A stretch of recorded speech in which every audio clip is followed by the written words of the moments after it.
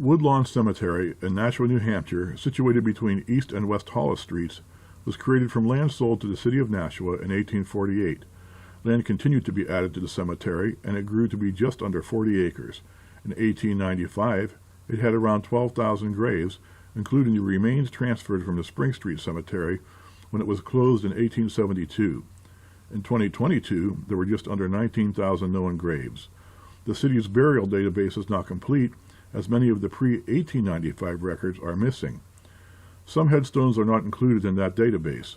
Thanks to the volunteers with Find a Grave and Billion Graves, they are being documented. Pick any grave, and there's a story to tell. The son of Granville Wood and Lodoska Cummings was born in 1867 in Nashua, New Hampshire. He lived 30 minutes before dying of cyanosis, which refers to a bluish skin resulting from poor circulation or inadequate oxygenation of the blood. The child was not given a name, and the stone states he was the only son of G.P. and L.K. Wood. On the birth record, his parents were Granville P. and Lodoska Wood, and their gravestones are about 4 feet away. Lodoska was about 38 years old when her son was born. Women at this time stopped having children around age 40, so it was no surprise that this child was her last. He was also her second child, her first child having been born 7 years earlier. Granville and Lodoska married in Nashua in 1859. Granville was 26 years old and Lodoska was 30. It was the first marriage for both of them. In 1855, Granville had been living in Lowell working as a butcher, and in 1860 he was in Nashua working as a butcher. Perhaps Lodoska met him when she was shopping. Their first child, Hattie, was born in 1860 in Nashua, New Hampshire. As the years passed, they probably didn't expect to have any more children, so they were probably tentatively joyful when Lodoska conceived in 1866 at age 38, and the pregnancy progressed successfully. At that age, a great many things could go wrong. They hadn't chosen a name for the child, or if they had, they didn't give it to him. Perhaps they thought Lodoska would conceive again. Consumption, the common name for tuberculosis, was responsible for about 1/4 of the deaths in New England, until antibiotics became available in the mid-1940s. Hattie died of TB just shy of her 18th birthday. Most patients lingered for 2 to 5 years.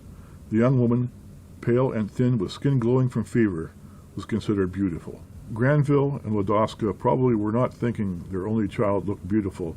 They probably looked at her as she wasted away, with broken hearts, knowing they would never see her fall in love, never see her as a happy bride or a loving mother with children of her own. When they buried her, they also buried any hope of sharing their love with grandchildren. There were no nursing homes. Family was expected to take care of the elderly.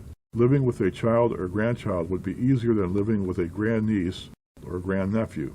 A hidden question in Granville and Lodoska's hearts was probably what will happen when we get old.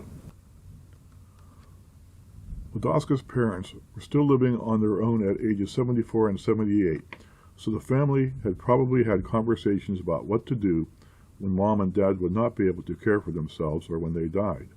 Dad, Moses Cummings, died of paralysis in Dedham, Massachusetts in 1880.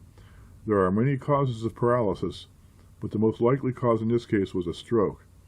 None of his children were living in Dedham, and the decision was made to bury him in the Wood family plot in Nashua, New Hampshire, near Hattie and her infant brother.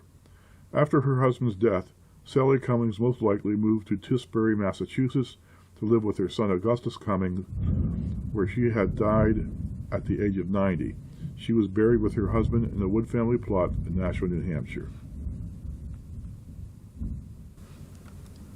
Granville Wood ran a provisions shop on the corner of East Pearl and Spring Streets. He and Lodoska lived at 32 Franklin Street, which is now a parking lot.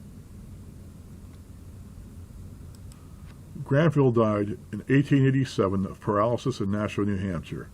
The now widowed Lodoska was alone with the exception of her brother Augustus. As a widow, her choices for support were limited.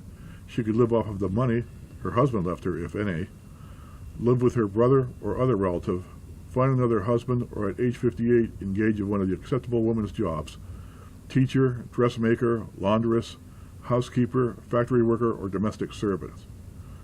Lodoska chose dressmaker and operated her shop out of her home at 20 Granite Street.